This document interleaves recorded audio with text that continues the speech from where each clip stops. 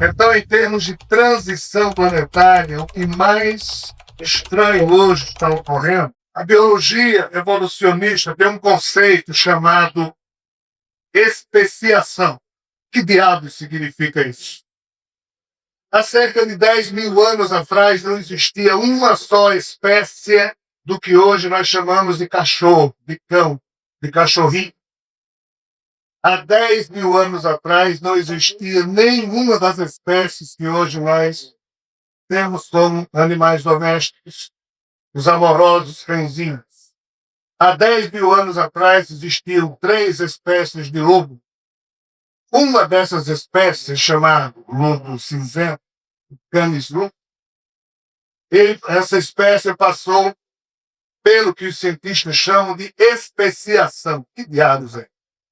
É quando uma mesma espécie tem seus indivíduos, seus membros levados para viver em regiões geográficas diferentes, e a questão da adaptabilidade, das mutações que ocorrem na genética dessas comunidades, vai modificando, vai provocando mutações não mais só adaptativas, mas evolutivas. E foi assim que de uma só espécie de Canis lupus, ou seja, de lobos, fizeram milhares de espécies de cachorro. Existem hoje, todas elas advindo dessa espécie de osso. Isso é ciência. Ninguém tem que acreditar ou deixar de acreditar nisso. Isso é um fato. O que se discute ainda é uma outra voz discordante se uma das outras 2 espécies de lobo também não teria contribuído com o processo, mas pouco importa. O que a ciência tem definido hoje como sendo fato é a especiação do Canis lupus em milhares de espécies de cachorro. Qual é o drama? O drama é que o que aconteceu com o Canis lupus há 10 mil anos atrás, e aconteceu ao longo do tempo, está acontecendo com a espécie Homo sapiens. E nós não temos a mais remota ideia disso. Bom, Edward Wilson, talvez a maior personalidade, a ilustre personalidade da Universidade de Harvard no campo da biologia, ele, ao longo dos últimos anos, ele tem pontificado algo impressionante. Ele tem afirmado que a espécie humana, a nossa espécie, que evoluiu lentamente através da evolução biológica, está dispensando os critérios ou meios ou os processos dessa chamada evolução biológica, e nós vamos começar a evoluir e já estamos evoluindo de outro modo que não seja um lento progresso biológico. Nós estamos evoluindo através de processos não tão agradáveis assim à nossa visão romântica de mundo, de processos não tão politicamente corretos em relação à nossa visão biélica, mas o drama é que as macroforças do mundo já sabem que a espécie humana, se ficar somente restrita à Terra, ela não sobreviverá, talvez, há muita coisa que venha por aí.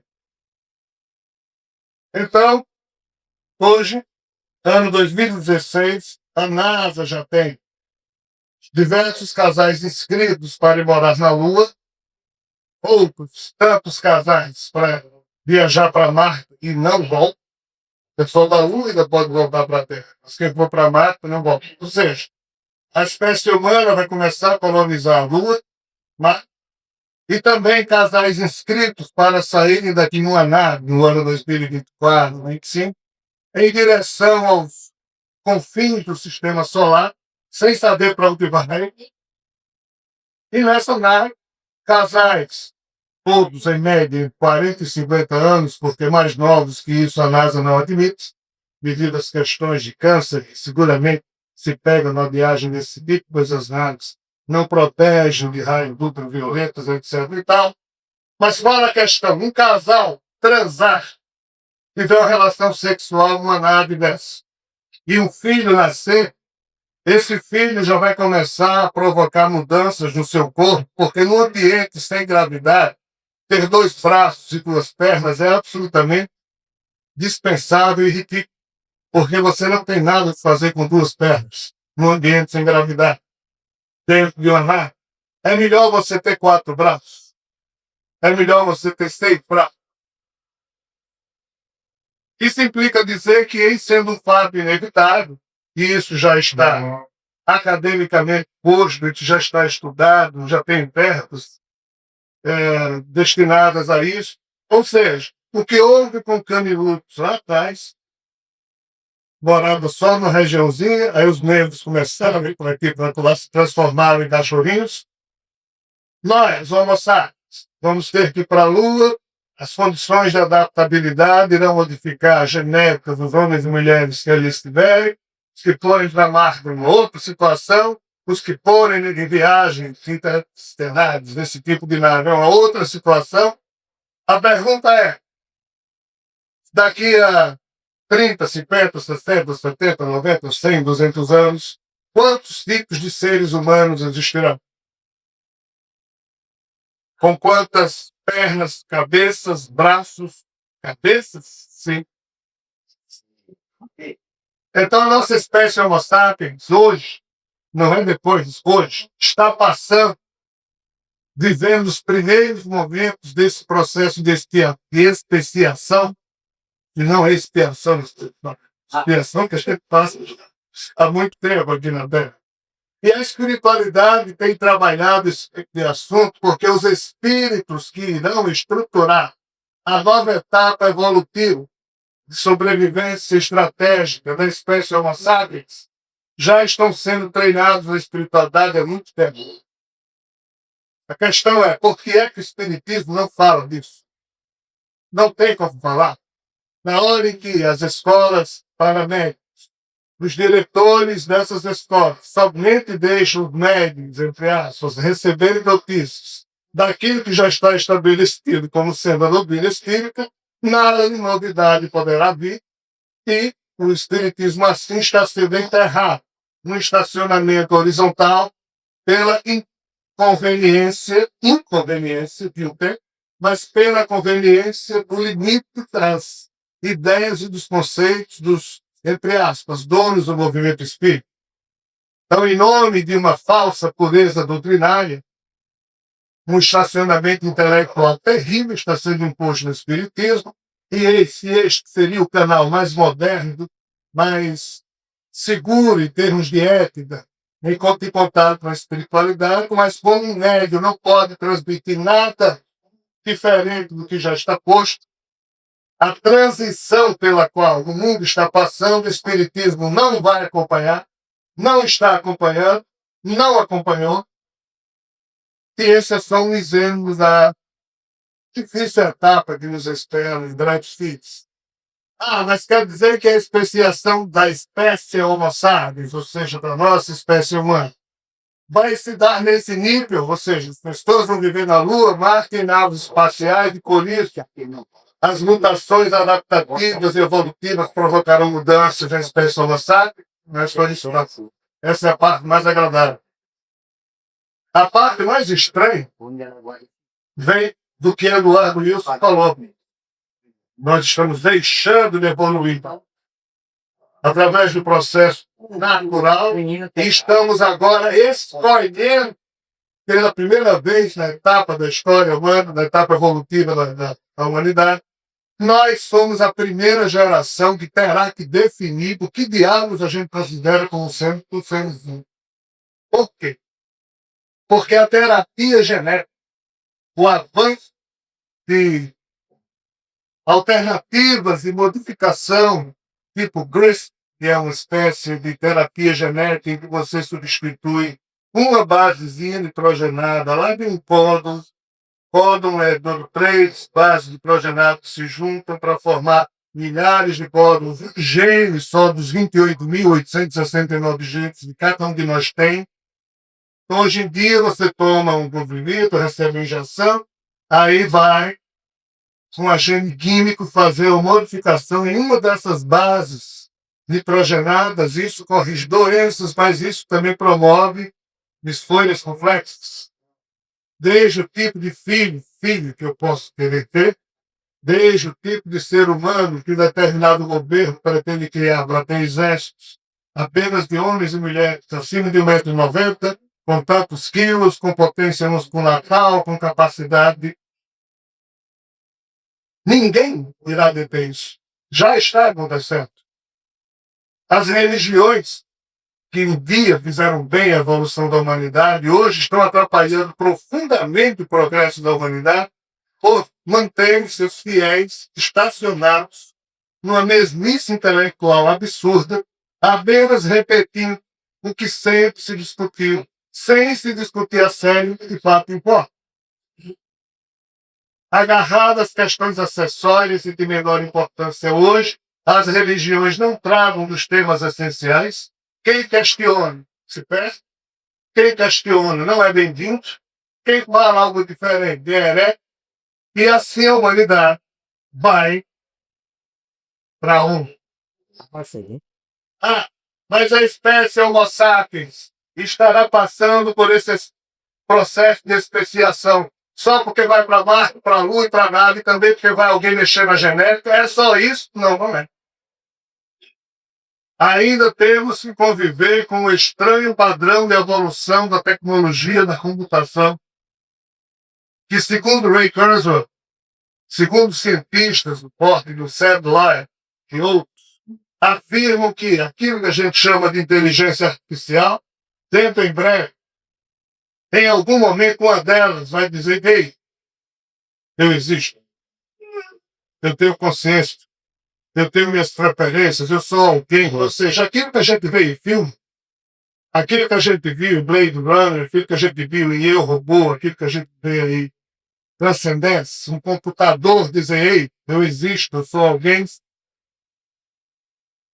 Segundo algumas leis estranhas, lei do tempo crescente, lei do caos acelerado, leis que fica difícil a gente falar aqui, mas que cientistas bem estudados, associadas ao limite da lei de Moore, do Moore, dos donos da Intel, que disse que cada vez mais os chips vão ficando menores e enquanto menores se tornam mais capacitados em termos de inteligência são, e vai chegar um momento em que algo chamado singularidade vai ocorrer, e a singularidade seria a primeira máquina, o primeiro computador, a primeira inteligência artificial a dizer: ei, eu existo.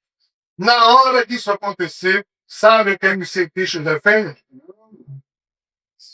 Que se a humanidade não criar uma raça paralela à sua natureza humana, esta raça de máquinas que pensa muito mais rapidamente que o seu próprio criador, que consegue processar cálculos em nível de inteligência muito superior ao nosso padrão, nos dominará.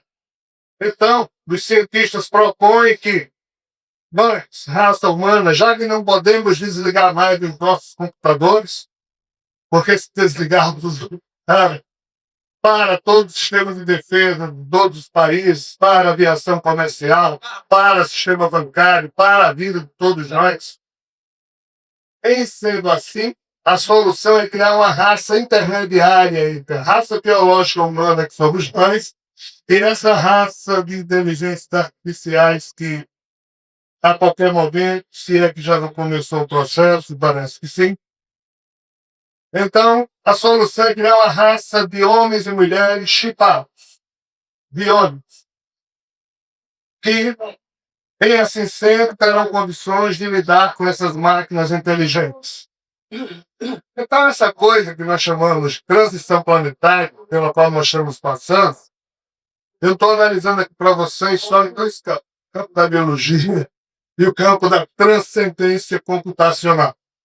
Se nós fôssemos analisar tudo que está havendo nesta época de transição, nos campos, nos diversos campos da vida, política, religião, psiquiatria, psicologia, os limites da física, a questão da nanometria, são muitas as loucuras que estão acontecendo. O problema é qual a nossa condição, qual a nossa estatura psicológica, moral para lidar com todos esses problemas. Isso é meio assustador. Tesla, o grande Nikola Tesla, dizia que nem todo processo tecnológico é necessariamente um progresso. Nem todo progresso científico é necessariamente algo que viabiliza a vida no sentido de homenageá-la, de transformá-la para melhor. Pode ser para pior. A questão é quem determina o que é melhor e o que é pior nesse contexto. Se o nosso senso crítico é zero, se a nossa capacidade de acompanhar esses assuntos é próxima a zero, se nós estamos cuidando da nossa vidinha, esquecendo aquilo que John Lennon falava, que o ser humano, mesmo agindo na sua localidade, deveria pensar globalmente. Quem diabos pensa globalmente? Então, assim, pessoal, eu não me sentiria bem se eu viesse aqui só reafirmar aquilo que a gente já pensa sobre o lado maravilhoso da vida. Eu tenho a obrigação de instigar vocês, de tentar despertar a sensibilidade de vocês para, se não por a gente mesmo, mas para os nossos filhos, netos, sobrinhos, para essa turma mais jovem, a gente começar a tentar direcionar a atenção deles, já não digo as nossas, para esses assuntos. Por quê? Porque essas macroforças que se movem pelo interesse financeiro, promovem esse progresso, se valem exatamente do nosso nível de desconhecimento do assunto. A imprensa não fala isso. Quando nós descobrimos as coisas, elas já são, elas já estão. O mundo fica nos enganando com tecnologias que a todo ano surgem. iPhone 1, 2, 3, 4, 5, 6, 7, 8, 9, 10. Enquanto essas tecnologias surgem, o meio ambiente está sendo totalmente destruído. Aquela fórmula do crescimento sustentável que Lester Brown nos propõe pensar sobre ela, com uma pergunta terrivelmente inquietante. A pergunta que define o que é desenvolvimento sustentável diz assim: quanto a nossa atual geração de seres vivos na Terra poderia consumir de tal modo que não impeça que as gerações futuras possam consumir alguma coisa? E isso é uma preocupação, entre aspas, das macroforças, mas a lei do consumo e aquilo que o capitalismo termina promovendo, que é o homo consumos, que não pensa, que consome tudo. Quantas camisas cada um de nós tem em casa, quantos pares de sapato, quantos carros, quantos relógios, quanto isso, quanto aquilo. Ou seja, a transição planetária que está dentro, no modo como a gente vive, hoje a gente não percebe, mas os nossos netos, bisnetos, não terão a mesma quantidade de camisas, carros, novidades eletrônicas que a gente tem, ainda que lá o progresso científico seja maior, mas não haverá matéria-prima para o progresso sustentável. E o espírito de cada um de nós? Como é que nós estamos vivendo esses dias? Quais as nossas preocupações?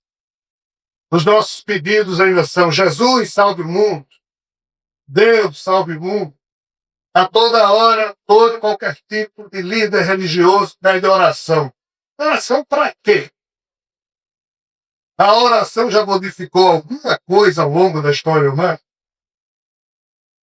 Tem alguém, entre aspas, no comando dessa história? Se tem, pense em alguém que está comandando errado. Porque a coisa saiu, entre aspas, das possibilidades, até da nossa própria análise, de nós, enquanto agentes do processo, precisamos assumir o manche do nosso destino. No âmbito individual, no âmbito coletivo, nós precisamos assumir o controle dos nossos esforços, o controle, direcionar as nossas forças, ainda que desagregados, mas pelo menos o âmbito individual, cada um deveria pensar mais sobre essas coisas. Mas não. Nós preferimos a reafirmação daquilo que a gente crê, porque isso nos causa conforto, do que a inquietante situação em que eu tenho que pensar, em que eu tenho que sair da minha zona de conforto. Sagrada que sim, abençoadas sejam as bocas que oram, mas santificadas sejam as mãos que trabalham. Acabou-se a época do discurso. Mahatma Gandhi dizia: se você quer um mundo decente, reze menos e se torne você agente do instrumento seja instrumento dessa mudança. Seja você um homem decente, seja você uma mulher decente, ainda que ninguém mais no mundo esteja. Se você quer que isso aqui seja um lugar amoroso, seja você um instrumento do amor, ainda que ninguém lhe ame. Só que essa atitude é inquietante, porque ela traduz uma luta solitária e a gente gosta de se movimentar em rebanho, em onda, pegando o surf do momento e se sentir bem. Pessoal, essa época que a gente vive, não dá para a gente se sentir bem. A não ser que a gente se estupidifique, desculpa. A não ser que a gente transforme a nossa crença religiosa, a nossa fé em Deus, numa irresponsabilidade terrível e feche os olhos com o mundo. Feche os olhos para o que está acontecendo. Não é Deus que vai resolver os problemas da humanidade. É Ele, talvez, através de cada um de nós, mas cada um de nós tem que ser instrumento desse processo. E a gente fica pedindo para Jesus mudar as coisas, para Deus mudar as coisas. Olha, não tem mudado, não. E nesse período de transição planetária, coisas sérias. Entendam e reflitam. As nossas orações servem muito para que forças boas nos dominem, para que possamos repassar uns para os outros, e também energias espirituais do campo de cura, de ajuda, de problemas de doença, problemas psíquicos, de força pessoal. Tudo isso é papo. Não é mais crença, é papo. A própria teoria, os postulados quânticos afirma isso. Mas para aí. Há uma atitude política, há uma atitude filosófica, há um código filosófico que cada um de nós tem que construir para poder se movimentar nesse mundo e contribuir para o seu progresso. Ou pelo menos tentar diminuir o seu grau de complicação.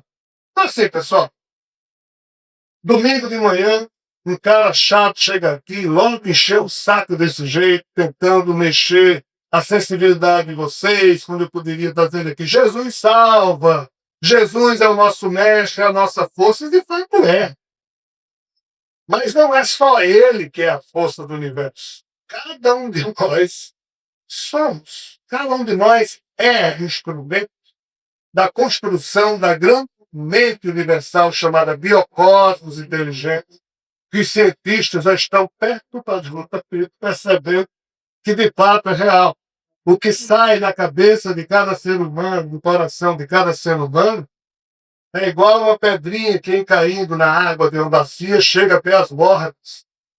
E em chegando até as bordas ali, todo tipo de informação está concentrada, e parece que aqui surge um sistema holográfico em que os cientistas de hoje acham que no limite das bordas do universo, tudo que saiu e sai da cabeça ou do coração de um ser humano, de qualquer ser pensando, fica marcado nas bordas do universo, está surgindo uma mente universal que ajudará, entre aspas, os destinos do universo.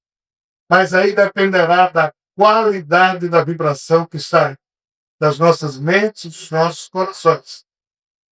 Os espíritos, as religiões nos ajudam a educar um pouco isso aqui. Mas a qualidade que sai depende da construção individual. Como Jesus disse, é dado a cada um de acordo com as suas obras. E só há obras quando a gente tem grandes níveis de despejo, de suor, de esforço intelectual, de esforço interior, na construção, não fora da gente, isso daqui, mas no termo da nossa alma, que essa construção evangélica.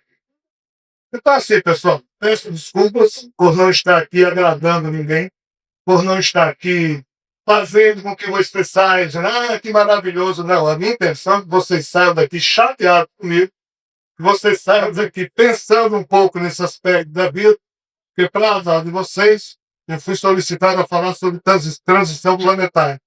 E falando de transição planetária, não tem como falar de coisas boas. A não ser a bela abertura das Olimpíadas, seja dele fantástico. Né? Mas, assim, os nossos olhos têm que se voltar para coisas mais sérias. Então, agora fica à disposição de vocês para perguntas, críticas, o que você que acharem conveniente. Rogério, pergunta aí os irmãos do falou. Nós que estamos encarnados no planeta Terra, aproximadamente 40 bilhões de espíritos, os que não são do planeta Terra, aborígenes do planeta Terra, quantos bilhões de anos aproximadamente esses espíritos têm no caminho da evolução? Essa pergunta, existe resposta para ela no nível infantil, no nível adolescente, no nível adulto e subadulto. Eu vou tentar falar no nível aqui adulto, adolescente, mas não é também algo muito. Sim. Mas assim, pega os espíritos dele. Que os espíritos criados para evoluir no âmbito desta criação foram gerados simples e ignorantes. O que é que significa isso? O que é que significa um espírito ser, entre aspas, simples e ignorante? Significa algo muito complexo. Em que nível? Se Deus, o Pai amantíssimo, aquele Deus que os próprios espíritos dizem que seria perfeito em todos os seus atributos, dele, ele resolveu criar mônadas na forma como o raciocínio humano tem a capacidade de analisar isso. Nós nos perguntaríamos quais as possibilidades que esse Deus amantíssimo tinha. Número um, em sendo ele perfeito, o natural seria que ele criasse não espíritos simples e ignorantes, mas criasse todo mundo perfeito. Aí a coisa já começa a se complicar. Por quê? A nossa lógica humana tem limites. Nessa resposta eu vou tentar chegar próximo a esses limites e vou parar. Mas a pergunta é: que graça, que função existe em Deus, o Pai Amantíssimo, criar espíritos ou mônadas espirituais totalmente perfeitas, iguais a Ele? Em tese, não haveria sentido a criação nesses moldes. Em termos de função, a não ser que Deus quisesse se divertir consigo mesmo, pois que, na hora em que eu, Rogério, criar 500 Rogérios iguais para conviver comigo, no mínimo isso, no mínimo monótono, estranho, alguém iria dizer, pense no cara com ego exaltado. Por quê? Podendo criar outros seres, resolveu criar todo mundo igual a ele. Esse cara é perfeito, depois de fazer uma coisa esquisita dessa? Bom, opção 2. Criar seres diferentes dele, ou seja, do Deus Pai Amantíssimo. Aí o conceito de diferente é complicado. Porque tanto nós podemos entender essa diferença no campo da incompletude, ou como hoje nós observamos no campo da imperfeição. São conceitos distintos. Em sendo eu perfeito, eu retiro de mim a semente do que sou e deixo que essa semente se expresse não completo como eu sou, mas de maneira incompleta para que ela experiencie a vida, a existência. Mas qual o problema? Essa incompletude pode se transformar em imperfeição. E a incompletude não gera diretamente isso que nós conhecemos como sendo o mal, mas a imperfeição pode gerar isso que nós conhecemos como sendo o mal. Tudo que eu estou falando aqui é terrivelmente simples de analisar, mas extremamente complexo de a gente encontrar respostas. Os espíritos nunca falaram disso. Porque na época não era conveniente, como ainda não é conveniente. Os espíritos apenas disseram a resposta possível de ser entendida, compreendida e contribuir para a evolução do pensamento humano. Então diz, Deus criou a todos os espíritos de forma simples e ignorante. Aí entra algo fantástico. Juntando o que Blavatsky diz na sua doutrina secreta, com que os espíritos não disseram através de Kardec, com outras avaliações surgidas no século XIX sobre o assunto, nós podemos compreender que essa alma, esse espírito simples e ignorante, como a própria física quântica diz, tudo é estruturado por um princípio de consciência que existe adjacente ou subjacente a essa faixa de realidade material que a gente está nela inserido. Isso implica dizer que para cada coisa material necessariamente tem que ter um espírito, tem que ter uma mônada, tem que ter um quantum espiritual estruturando a matéria. Isso implica dizer, então, que os minerais da Terra são vivos, porque os cristais que os compõem, na verdade, são átomos que vibram e elétrons que saltam de órbita o tempo inteiro, levando as informações. Então, a pedra tem alma? Sim. Nesse contexto, qualquer coisa material tem uma alma. Ah, mas essa alma tem função de quê? Apenas de estruturar a matéria. Mas essa alma não tem psiquismo desperto. Aí agora, retomando o que Joana de Ângeles diz através de Vivaldo, o psiquismo no reino mineral dorme. Depois de rondas e rondas de bilhões e bilhões de anos e terras, do que nós, humanos, consideramos como sendo a passagem do tempo, um belo dia, essa rocha derretida por uma explosão vulcânica, ela se torna lá, da magma, e nasce aquilo que nós chamamos de reino vegetal, e aquele psiquismo de dormir no reino mineral desperta sob a forma de sonho, quando uma alguinha está, entre aspas, vinculada a uma árvore. Na hora que você coloca um prego no caule de uma árvore, com um martelo, você bate, há uma sensibilidade da árvore. Na hora que você arranca uma folha, há uma sensibilidade da árvore. A pedra não tem sensibilidade, mas o reino vegetal tem. Então, nesse sentido, essa alminha criada simples e ignorante, aqui ela já desperta e já começa a interagir com o ambiente em que ela está associada a uma árvore, e assim ela já troca interação. Mundo espiritual, mundo físico.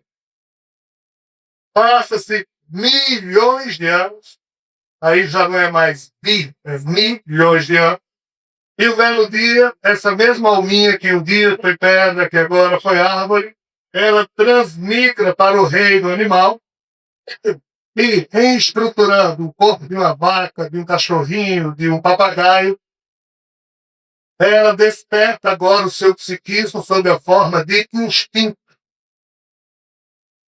E após essa alma cumprir diversas rondas, como a teosofia chama, diversas passagens em evoluções biológicas, não só vegetais, mas animalizadas, onde a polaridade da sexualidade que é que surge produz e promove possibilidades formidáveis ao espírito, ela chega a um ponto de ocupar aquelas espécies animais cujo padrão de inteligência é muito evoluído.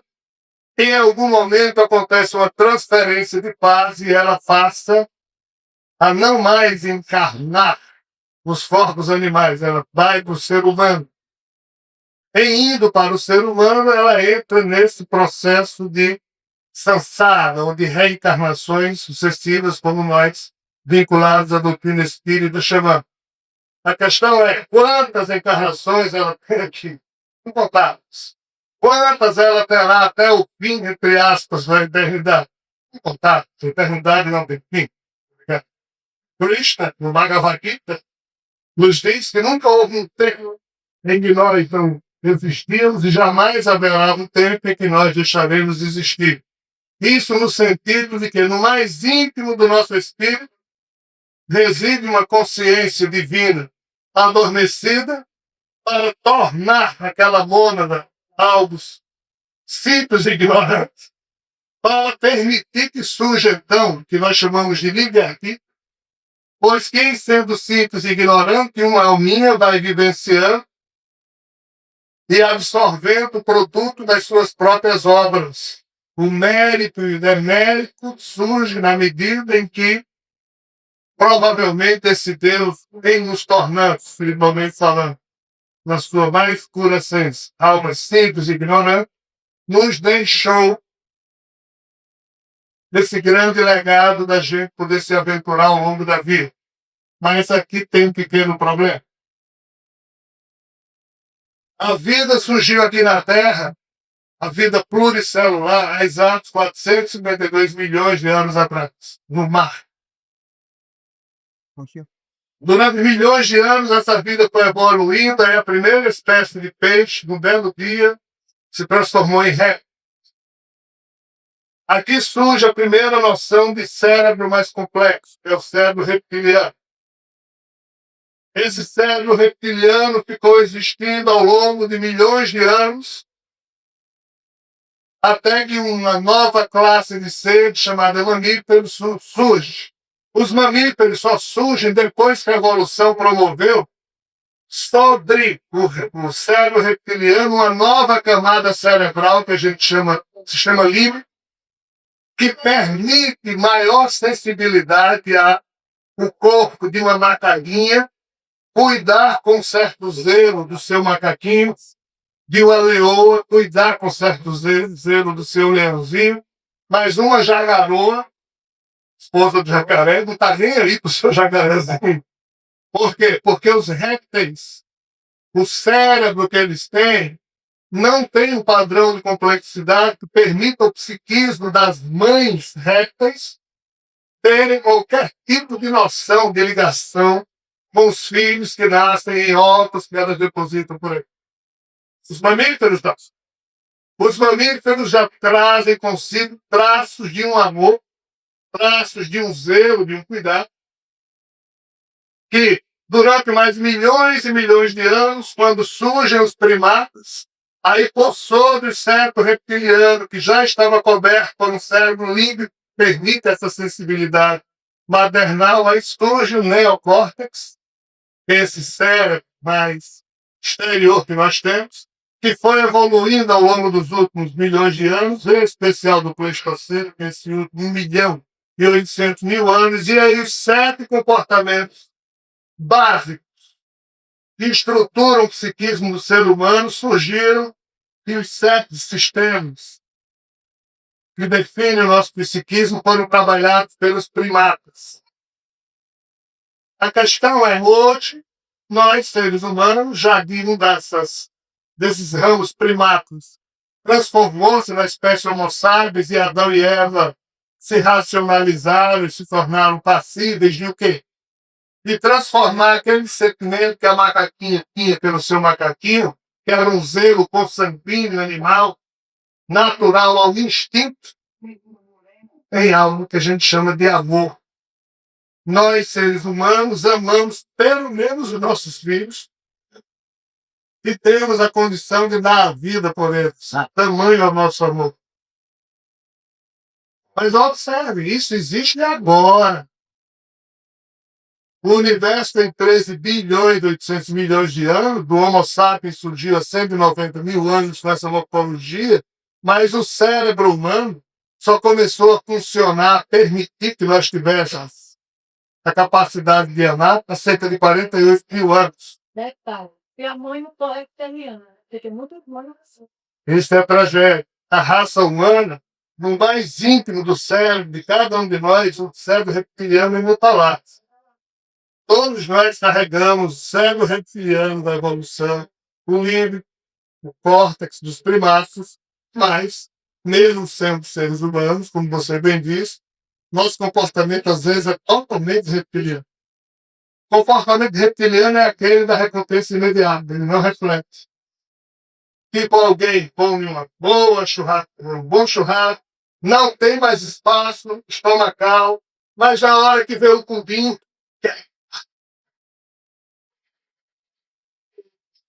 os tarados também funcionam assim.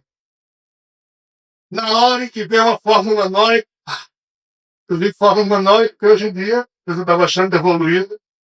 Então, a atitude reptiliana é aquela que não reflete, que não trata da possibilidade de existir leis, ou de existir essência, enfim. A pergunta é: será que Deus criou a cada um dos nossos espíritos de forma simples e ignorante há bilhões e bilhões e bilhões e bilhões de anos, num tempo em que nem existia essa criação, ou num tempo em que ela já existia, e a gente veio evoluindo através dos reinos, aqui no caso da Terra, mineral, vegetal, animal, hominal. E qual é a próxima transcendência que nos espera? Os religiosos dizem que é o reino angelical, nome é Copibó. Mas nós estamos vivendo num mundo de expiação e provas, num tempo de transição planetária em que a Terra está deixando de ser um mundo de expiação e provas para ser um mundo regenerado. O que é que os espíritos dizem? Só faça de uma situação para outra, ou melhor, só viverá, herdará a Terra aqueles no mundo regenerado que tiverem o quê? A consciência de que são mais que esse corpo animal. Que somos humanos. E o que é que significa ser alguém humano? É porque nós, em toda a obra da criação, somos os únicos capazes de agirmos como pessoas educadas, superiores, no sentido de padrão amoroso, ou agirmos da forma mais monstruosa, mais estúpida possível. Um leão só pode ser um leão.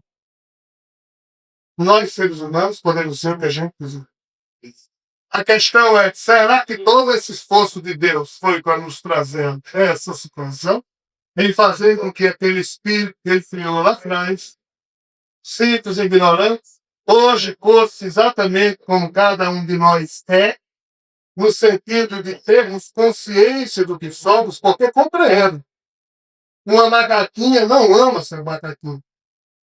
A macaquinha sente a sensação de zelo consanguíneo que o DNA da espécie dela impõe. Mas nós, seres humanos, quando tomamos de uma sensação e a racionalizamos, nós transformamos essa sensação num sentimento. Esse padrão de sentimento, padrão da qualidade ou da ausência de qualidade desse sentimento, é o que define o macho espiritual de cada um de nós. É o que nos, entre aspas, qualifica para experiências mais avançadas em termos de existência ou nos possa estacionar sempre naquele primeiro ano da escola primária, do primeiro grau, em que a gente está repetindo as mesmas matérias até o Olha, Assis, levando em consideração essa linha de raciocínio seu, que falou dessa mudança do nível de amor, desse processo de evolução, continuará a Terra como um mundo de caos e expiações ou passará para um mundo de regeneração? E como se mede o nível de amor para transcender de um amor de provas e expiações para um mundo de regeneração e assim por diante, dentro dos mundos? E ainda mais, essa raça humana cial reencarnacionista, tem espírito, vai reencarnar. Vamos levar esse processo de reencarnação. Eu posso agregar uma pergunta só essa aqui? Um minutinho só, vai um debate, nesse negócio abrir um parênteses. Mas, ó, aqui eu estava no dilema, todo mundo daqui, do Ramati diz que parou do arquiduque que está aí. E diz que o planeta Terra não vai passar de mundo de mundo de prova e expiação para regeneração. Vai continuar uma escola de mundo de prova e expiação. A regeneração, através da doutrina diz, e os espíritos dizem, e o planeta Terra vai passar de planeta de prova de criador para mundo de regeneração. Você que tem intimidade com esse povo daqui, o que é que ele diz? Ô, Rogério, eu queria só agregar uma pergunta a essa que o Assis falou sobre esses corpos biomecânicos, né? Que você falou. Exatamente. Rapidinho. Essas gerações que estão surgindo, estão encarnando agora, elas têm uma capacidade de lidar com tecnologia muito mais fácil do que nós, do que a nossa geração. No caso, essa geração ela já não estaria habilitada para lidar com esse processo da inteligência artificial no futuro, à medida em que eles vêm chegando ao planeta? Ok. Estamos aqui embaixo 10 perguntas, eu vou tentar. Responda essa, Thalita, aí. Eu quero ver o que é que vai sair de lá. Chegou. Um professor ou algum colégio ele estabelece uma média final para que o aluno seja aprovado ou não.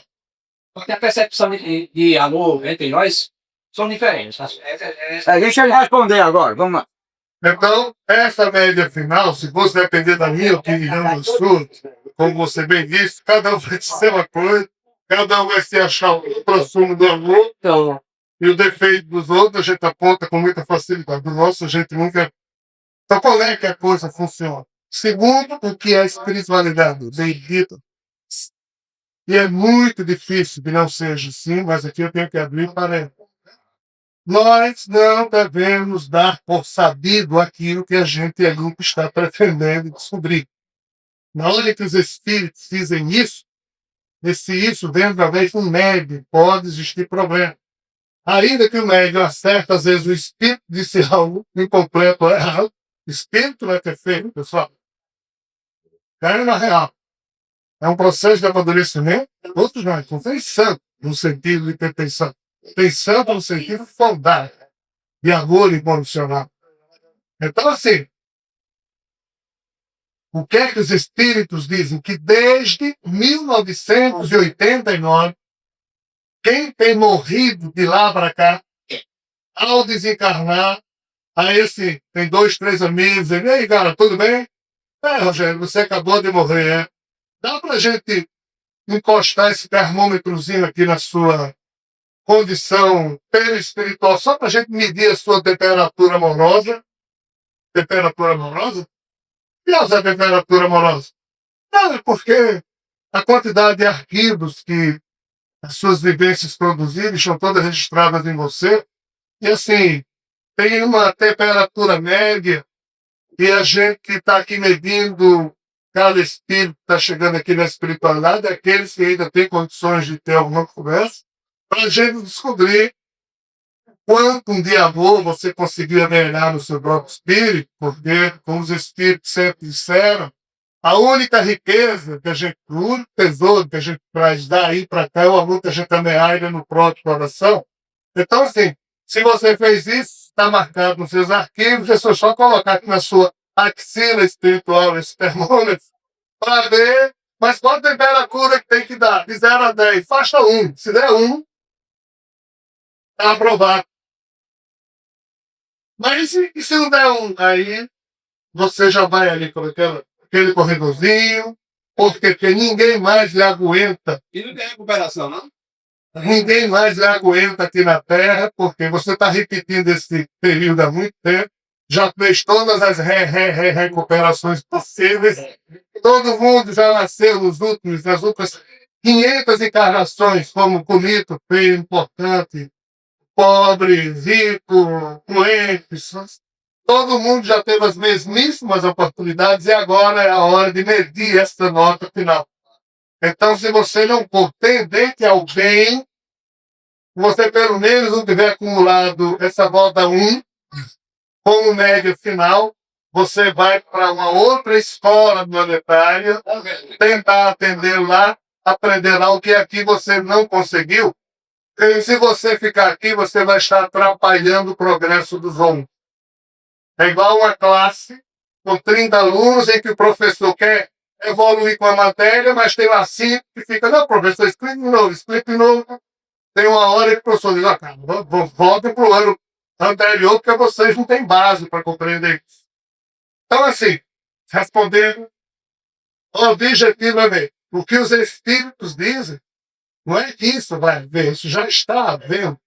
A partir aproximadamente do ano 1950, 2050, somente nascerá na Terra espíritos tendentes ao bem e espíritos que vêm de fora, já qualificados, já com compartimentos psíquicos despertos em outras existências, já habilitados ao nível de vida que a gente aqui entende a vida como sendo só um processo orgânico, um processo natural, e ela é muito mais ampla, Não me pergunte o que eu penso disso.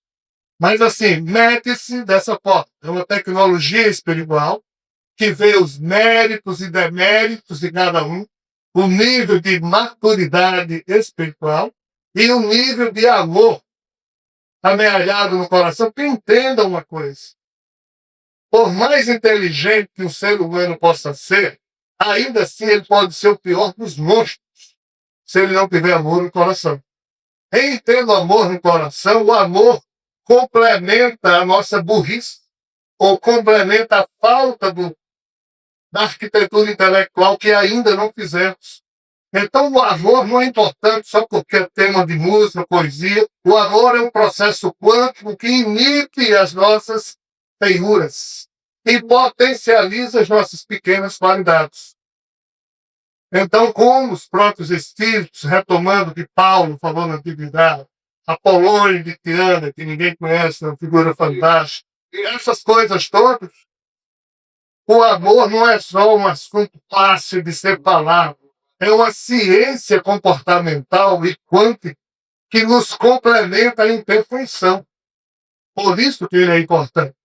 Somente por isso. Mas a compreensão esclarecida é algo que o ser humano precisa ter, porque somente o amor, entre aspas, não resolve os nossos problemas. Nós podemos ter alguém profundamente tendencioso a vícios, mas que seja alguém muito rico no campo do amor. Nós podemos ser alguém profundamente corrupto, mas sermos alguém amoroso. Então, assim, a questão do amor, ela não resolve tudo. Tem que ter um desenvolvimento psíquico intelectualizado em cada um de nós. O amor é um dos tesouros que podemos ter, o mais precioso, no atual estágio evolutivo da humanidade. Então, vamos por partes. Você fez o que você perguntou, Cícero? Você... A questão do, Que a Terra vai mudar. da criação artificial humana. Sim. Como é que essa outra oferta é?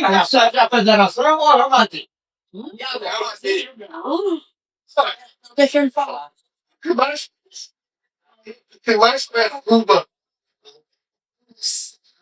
mais perturba a discussão sobre a busca da verdade é a nossa particularização ou a nossa tendência a agir com assuntos filosóficos como a gente age com um time de futebol. Nós criamos um vínculo de preferência por essa ou aquela cor, mas a questão é essa, a gente deve se ater aos fatos. Não há, cientificamente falando, veja só, Ramatiz escreve o espírito dele, se digna, de vez em quando, me ter como companheiro terrena para escrever bobagens. Há um livro chamado Muito Além do Horizonte, escrito por Ramatiz, através da minha Becanex. Eu conheço o espírito de Ramatiz, do minha Becanex. É um amigo espiritual de longa data. Isso não implica dizer que fez invita certo. Nem muito menos o espírito desse mais, que morre, entre aspas, de preocupação pelo fato dos hoje seguidores, não é mais nem de Ramatiz, é desse mais, não permitirem que nada seja revisto em torno da obra que ele, esse mais, produziu. A pior coisa que acontece com o espírito quando está na espiritualidade é ver os seus erros, procurar de toda forma pedir para que alguém o corrija, mas os seguidores que ele deixou aqui não permitem qualquer aventura nesse sentido. Então, às vezes, a gente pensa que está prestando um serviço fantástico à causa de Ramatiz e ele está lá puxando os cabelos, no sentido de dizer, por que as pessoas que me amam ou dizem me amar cegam qualquer possibilidade, impedem qualquer possibilidade de progresso. Então, sim, eu vou responder a pergunta de vocês, mas, primeiro, não há um só livro produzido na Terra que esteja 100% certo. Um só. Não, Chico Xavier, ninguém escapa a isso, por um motivo bem simples, pessoal. Nós, seres humanos, somos imperfeitos, incompletos, é impossível, a não ser na base da cretinice, ou da infantilidade ou da torcida de futebol, em torcendo por um médium A, um médium B, uma religião A, uma religião B, é impossível alguém do nosso tamanho, do mesmo modo que toda a água do oceano não cabe no poço desse, toda uma conjuntura cósmica espiritual que a gente desconhece, cabe na mente do espírito, muito menos a mim mesmo. Então, desculpem, todos os livros que eu conheço estão errados, e principalmente os meus. Por isso que nas besteiras que eu escrevo, eu sou o primeiro a dizer, isso aqui deve estar errado. Quando eu produzi livros com a mesma editora que detinha direito de autoral de Ramadiz, peraí, mas como é que a gente vai publicar um livro com um autor que já disse que está errado? Diga, amiga, esse problema não é meu, eu não quero ser autor, não quero publicar. Vocês é que estão me convidando. Mas por quê? Não tem essa consciência. Qual o problema? Na época de Chico Xavier, na época de Ramatiz, nas épocas do passado, as pessoas tinham que escrever, entre aspas, com o embrulho de que é verdade para serem levados a sério. Qual o problema? Os seguidores transformaram isso em religião. E na hora que é religião, o que Ramatiz diz é sagrado para uns, mas para outros não é. Aí, que Kardec disse é sagrado, mas eu estou só querendo dizer que, na minha opinião, tudo precisa de complemento, tudo precisa, como os espíritos disseram, de renovação e atualização. Óbvio que o que Ramatiz falou não se verifica na prática. Óbvio que as previsões que as pessoas que seguem Ramatiz expuseram como sendo as profecias de Ramatiz, mas não é, o Ramatiz escreveu. Eu conheço a história de Ramatiz espiritual junto com Kardec, com Rochester, falando, não era isso.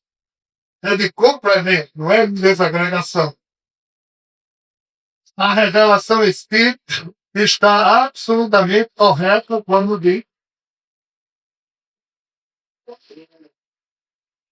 Então, para vocês terem ideia, Kardec nasceu e Rochester e Ramatiz estudaram a espiritualidade. Aí os dois ficavam observando o que seria possível o espírito Kardec fazer. Como o espiritismo atrasou 32 anos, muito pouco para ter. Daquilo que Kardec não conseguiu abraçar nos anos de vida que lhe restou, Ramatiz explorou uma parte e Rochester outra. Mas isso aqui, pessoal, complemento, mas os três estão errados. Não há nada certo. Errado em que sentido? No sentido em que os espíritos falaram, que eles só falam para as épocas aquilo que cada época pode compreender. Então, o que foi dito em 1850 não pode, às vezes, aquele assunto valer para hoje. Apesar de que na obra de Rochester, Ramatiz e Kardec tem coisas eternas que estão corretas por toda a eternidade. Mas tem questões pontuais que estão erradas.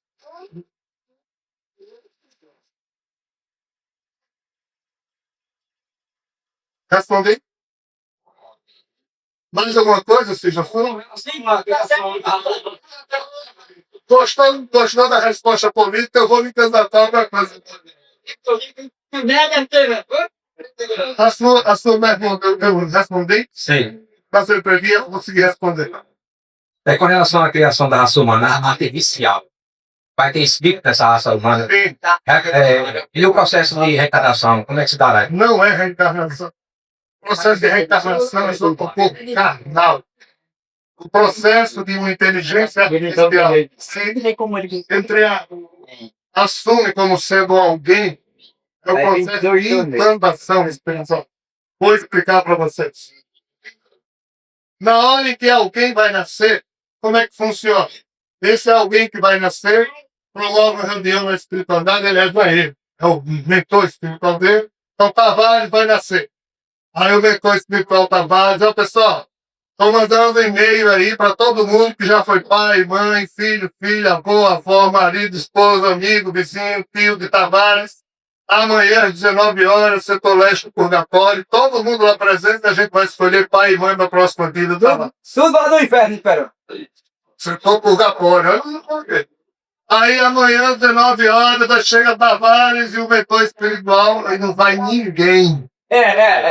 O bicho ruim da vida. A mentor espiritual dos Tavares, eu vou ter que usar o poder a mim conferido pela alma espiritualidade. Vou mandar outro WhatsApp aqui para todo mundo, da sua família, do seu grupo. Quem não estiver aqui em 30 minutos será sumariamente convocado para ser o pai e a mãe de Tavares. Aí todo mundo chega, não, desculpa, cheguei atrasado. Não, pastor, você nem vi. Cheguei, estava ali, coisa e tal. Aí reúne-se a assembleia, aí o mentor espiritual diz, aqui está Tavares. Quem quer ser pai ou mãe?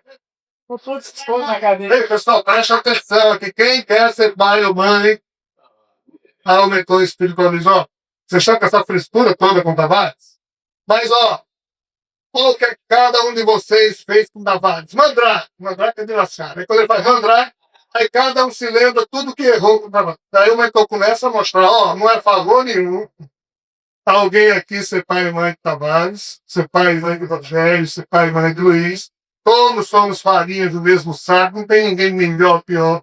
Então, assim, pessoal, vamos, coisa e tal. Então, aí aparece pai e mãe, ou então democraticamente bem apontado assim pelo mentor, pai e mãe. E até é bom que a evolução para ser pai e mãe de Tavares vai ser a evolução do pai e mãe de Tavares para ser pai ou mãe. Tá bom, então vamos. Quando estou vendo, tá? Sai nasce pai e mãe. Quando o pai e a mãe de Tavares transam, se for aquela transada que vai permitir a implantação do Tavares, cerca de 3 horas depois da trans, milhões de espermatozoides estão navegando na tromba de Fallope da mãe de Tavares. Aí os guias espirituais trazem Tavares todo adormecido e vem um médico espiritual olhando para um código de barra com o padrão do DNA espiritual deles, méritos, deméritos. Aí esse espírito tem visão de raio-x, aí olha para aqueles milhões de espermatozoides, aí vê qual o espermatozoide tem um código compatível com o código de barra. Aí esse século espiritual dá um passe naquele espermatozoide, é ele que fecunda o óvulo. Pessoal, a coisa é tão séria que a cada vez que o coração de um homem bate, a cada batida, milhares de novos espermatozoides são produzidos no sábio escrotal. Para quê? Para atualizar no nível do código do DNA presente do espermatozoide os últimos pensamentos e sentimentos que ele teve. Ou seja, como a gente evolui a cada segundo, como a gente se complica a cada segundo, o DNA está sendo modificado nosso a cada segundo, e se eu transar daqui a 1 minuto, a expressão que eu passo de mim é a mais atualizada em termos de marco vibratório. As mulheres, no sentido da biologia terrena, a cada ovulação fazem essa atualização também. Isso implica dizer que pai e mãe estão dando as células mais atualizadas de seus marcos espirituais para formar o corpo de um filho que chega. Na hora que o espermatozoide é como órgão, o espírito é assim, imantado. Como isso aqui é biologia animal, então a gente chama de encarnado. O espírito agora está imantado no corpo de carne. Mas se não for um corpo de carne, se for um computador, como é que isso funciona? Que é a sua pergunta. O que é que Ray Kurzweil diz nesse seu livro, A Singularidade Está Próxima? Ele usa ali de novo. E diz que quando esse chip for o menor possível, mas paradoxalmente com a maior quantidade possível de transistores, quando uma grande quantidade de transistores estiver imprensada no menor espaço possível, aqui, aí sou eu e os amigos que faz agora dizer, a distância entre um transistor e outro é uma leve camada de átomo. Na hora em que a energia de qualquer pensamento, entre aspas, do computador passar por aqui, promove uma imantação, uma explosão magnética, do mesmo modo em que o óculos, quando é fecundado pelo espermatozoide, promove essa explosão magnética, e é ali que o espírito é imantado. Isso implica dizer que um serviço está com o seu computador e naquele momento, aquele computador tem um chip que vai exatamente promover isso. O que é que acontece? Se esse cientista tiver engosto espiritual, já está aí. Mas isso não implica dizer que esse imposto saiba fazer alguma coisa no chip. Aí entra a sua pergunta. Mas já fica lá. Hoje em dia, os espíritos já dizem que vários supercomputadores do mundo estão assim de imposto, mas ainda sem função útil. Quando esse processo se tornar, entre aspas, mais ativo, Aí há um trabalho espiritual muito complexo. Eu posso falar disso, precisaria de muito tempo de trabalho para fazer com que esses espíritos, na sua pergunta, que já têm essa habilidade de ser imantar em corpos eletromagnetizados, em corpos que a gente chama de máquinas, para se conduzirem. Por quê? Porque se for um espírito do mal que invante num supercomputador desse, a desgraça está feita. Então há toda uma tentativa de fazer, observe bem, se esse processo está se dando na hora em que a Terra está passando pelo processo de transição planetária. Está cheio de espírito negativo aqui espalhado. Então a turma está tentando segurar o processo para ver se eles só acontecem no sentido mais técnico. Lá na frente, em que muitos espíritos devem se desilar do planeta. Entendeu assim como é que funciona? Atenção, só uma pergunta, só uma pessoa. Não, baixa a mão, Jorge. Baixa a mão, Jorge. Tudo bem, Rogério? Prazer revê-lo como pai. Rogério, a minha questão é o seguinte. Entende-se que todos nós que voltamos a habitar a terra, viemos de capela. Que a terra seria, como nosso irmão falou, seria de expiação e também de amor, que o amor iríamos nos, vamos dizer assim, ajudar a evolução humana. Escutei de você que se só aqui na Terra, se não formos para, não digo eu, porque daqui uns dias Biela também, se só nós aqui da Terra vamos para outras galáxias, vamos ter que sair, pelo que eu entendi de você, o que foi feito de Capela e o que vai ser feito da Terra. Os grandes espíritos, os irmãos, eu sei que de 13 bilhões e bilhões vem o astro intruso. Né? E esse astro intruso, que Ramatiz tanto fala, qual a conectação dessas três coisas? Você me entendeu a minha pergunta ou foi? Tá bom, obrigado. Pessoal, é complicado. Veja só, aqui na Terra, hoje em dia, não tem, segundo os espíritos, menos de 10% dos terráqueos vieram de Capela. São os poucos dos exilados da galera. Hoje em dia, a situação espiritual da Terra já é bem mais complexa. Na época de Capela só uma estrela tipo Sol, só que o sistema de Capela tem mais de uma estrela, quando tem mais planetas, né, outros. E de Capela, houve tanto exílio físico como espiritual de para a Terra. Só que o que hoje está havendo aqui na Terra é porque o problema do exílio que teve na época de Capela é totalmente diferente do tipo de exílio que está existindo hoje. Muito. Os padrões são outros, as notas estabelecidas pelo diretor da escola planetária é outro, os problemas são outros, né? Então, assim, um dos piores equívocos que nós, seres humanos, podemos emprestar aos fatos é olhar hoje para o passado com os olhos do presente.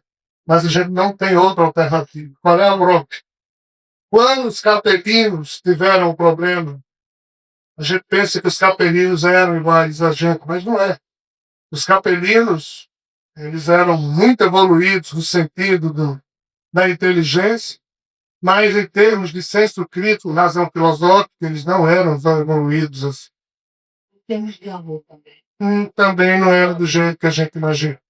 No próprio livro A Caminho da Luz, de Emmanuel, através de Chico, ali é dito que espíritos que não lograram cumprir o programa curricular de aprendizado para aqueles mundos foram transmitidos aqui para a Terra, pois que aqui, seguidos sempre, acompanhados sempre pela promessa do Cristo pobre e acompanhados pelas ovelhas extraviadas, aqui nós aprenderíamos a fazer o que lá não conseguimos. E a lição de Jesus é aprendermos a amar.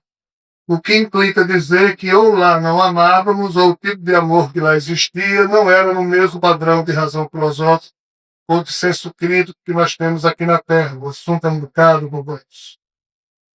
Mas, aqui na Terra, está saindo exatamente daqueles que, independente de serem capelinos ou não atingiram essa mínima tendência ao bem. O assunto não morre aqui.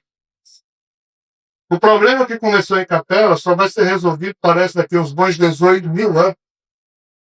Que é quando todos nós, independente de estarmos exilados em relação à Capela, em relação àquilo, para onde alguém possa estar indo, a previsão é que daqui a uns bons 18 mil anos, todos nós nos reencontremos. Por quê? Porque por mais que o progresso espiritual seja individual, mas nós só nos realizamos no próximo. Nós só realizamos o nosso próprio progresso com o próximo, ou seja, com os nossos semelhantes. Como a física quântica afirma, somos todos interconectados. O problema é que a gente não sabe disso. E em esse centro, somos todos passageiros de um mesmo barco. Somos sócios de um mesmo destino, apesar da gente não ter consciência disso. Então, são padrões de exílio diferentes. Tá? Sobre os capelinos, resta uma dose, não de culpa, mas de responsabilidade terrível. Porque qual é o problema? O problema é que o DNA que marca os corpos da natureza animal, desde a natureza planetária, melhor dizendo, desde as bactérias até nós que somos mais complexos, é impressionante. Os cientistas isolam qualquer família de bactérias, tem mais de 500 espécies de bactérias distintas. Cada família de bactérias, como é que se observa? 5% das bactérias trabalham para o progresso daquela família, 5% perturbam, aí vem lá 90%, e tanto pode contribuir com as... E a Maria vai com as outras. Isso. O Maria vai com as outras humanas no mesmo padrão das bactérias. Qual o drama dos bilhões de seres humanos, independente de serem capelinos ou não? É que esses 5% que trabalham pelo próprio progresso está cada vez menor. A turma que era 5% das bactérias, que escolhendo com tudo, se corrompe facilmente, está cada vez maior, e o Maria vai com as outras. Esse é o problema. Porém, os espíritos afirmam que o bem já venceu. Mesmo com o nível de corrupção que a humanidade chegou, como os corruptos podem também amar, o nível de tendência ao bem nos permite nos manter vivos enquanto família planetária, ainda que os problemas sejam terrivelmente bem. Não, é a minha.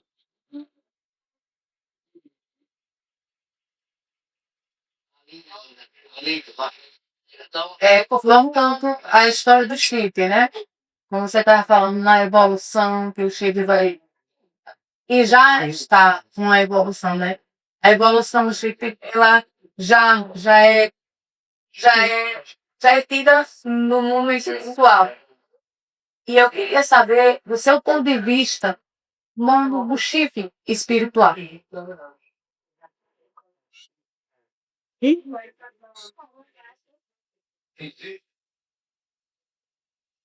O assunto é muito complexo, não vou conseguir te abordar, se bem entendi a sua pergunta, mas o padrão de tecnologia que se observa em torno do progresso das espécies, em algum momento ele chega nisso que a gente chama de chip. Em algum momento ele congrega padrões em diminutos processadores. Então, por exemplo, o seu cérebro, o meu cérebro, é composto por 80 bilhões de neurônios. Neurônio é uma célula nervosa, tem vários dendritos de um axônio, e eles se juntando uns com os outros, criam mais de 100 trilhões de caminhos celulares no nosso cérebro. Mas qual o problema? Cada neurônio desse é um chip. E cada ligação entre neurônios, sinapses, são dessa ou daquela forma, tem uma troca eletroquímica constante a cada microsegundo. Então, assim, tudo que a gente marca nesse cérebro, marca também no ambiente espiritual. Esse cérebro físico, ele nasce e morre nesse corpo. Ele só serve para absorver, registrar e replicar as experiências biológicas animalizadas. Mas tudo que você marca no seu cérebro, físico instantaneamente, marca na mente espiritual também. Aí quando esse corpo morre, a mente espiritual sai com toda a bagagem. E pessoal, esqueçam tudo que eu falei aqui, mas uma coisa eu lembro. A consciência de cada um de nós, ela é ininterrupta. Ela funciona o tempo todo, do jeito que está funcionando em cada um de nós, mas se esse corpo de Rogério morrer, ela sai e continua funcionando. Se Rogério foi um psiquismo minimamente esclarecido, em algum momento essa consciência vai se perceber já sem o corpo, vai perceber que perdeu o corpo. Se ela for esclarecida, ela faz um movimento de consciência cada vez mais no sentido da espiritualidade. Mas, se Rogério não é tão esclarecido e está vivendo, o corpo de Rogério morreu, a consciência de Rogério continua pensando que no próximo segundo morri, se meu movimento de consciência não for no sentido espiritualizado, mas for para minha conta bancária, for para um ódio que eu tenho mal resolvido com alguém, ou para, ai meu Deus, você vai ficar comigo de uma, ou seja, for para essas coisas. Aí mesmo a minha consciência estando já livre de força, encarnada, ela se materializa, entre aspas, no mesmo padrão de cretinício, um aspecto primário que ela estava acostumada. Então, nessa hora, tudo que é padrão espiritual acumulado, chips espirituais, ficam fechados, porque o meu movimento de consciência foi tão cretino que eu anestesiei minha condição espiritual, e mesmo sendo um espírito desenganado, eu continuo ligadão nas coisas daqui. Aí eu tenho que esperar um dia, um ano, um século, um milênio, para desgastar todos os meus arquivos, para poder um dia alguém me ajudar a dizer, ei, Rogério, não, mas você não estudou comigo lá no Marista, você já morreu, você também, coisa e tal. Então você vai renovando seus chips de acordo com a atitude mental que você tem. Quanto mais apego a conceitos, a opiniões nós vivemos, pior é a nossa situação. Aqui e lá. No caso, o chip se tornou ele. Sempre. Nós somos um só. Apesar de que no mais íntimo dos nossos espíritos existe uma consciência que herdamos do Pai, ainda que essa esteja anestesiada para nos permitir a expressão do livre-arbítrio, mas nós somos um só, entre aspas, ser particularizado. Quando o nosso ego se acha, aí ele mata os outros níveis de consciência profunda. Mas quando o nosso ego se educa, permite que esses níveis mais profundos se expressem, inclusive através do nosso. Pessoal, tem como a mim tempo, a consciência da nossa pequenez não deve emitir nós. As religiões nos tornaram, não sei exatamente o que, mas sei do que elas não nos tornaram. As religiões não nos ajudaram a evoluir no sentido em que poderíamos hoje estar evoluindo. Então, assim, mais do que rezar para Deus, é importante a gente dizer para Ele: ei, Deus, vamos fazer o pacto. A partir de hoje eu me encho menos o saco. E que tal você encher um pouquinho o meu, no sentido de me usar para que eu possa ser útil ao progresso do bem, ao processamento do amor, do esclarecimento, da reflexão. A pior coisa que a religião fez a gente foi nos tornar pedintes profissionais. Nós só sabemos pedir, tudo. Alguns de nós conseguem agradecer, isso é ótimo. Mas, pessoal, o movimento de consciência que é em que vivemos nos cobra está um pouco além da comodidade de pedir e de agradecer. Requer ousadia. Então, sinceramente, eu desejo e espero que todas essas besteiras que a gente falou hoje aqui, se não tenham servido para acalmar ninguém, mas pelo menos tenha servido para perturbar as zonas de conforto de vocês.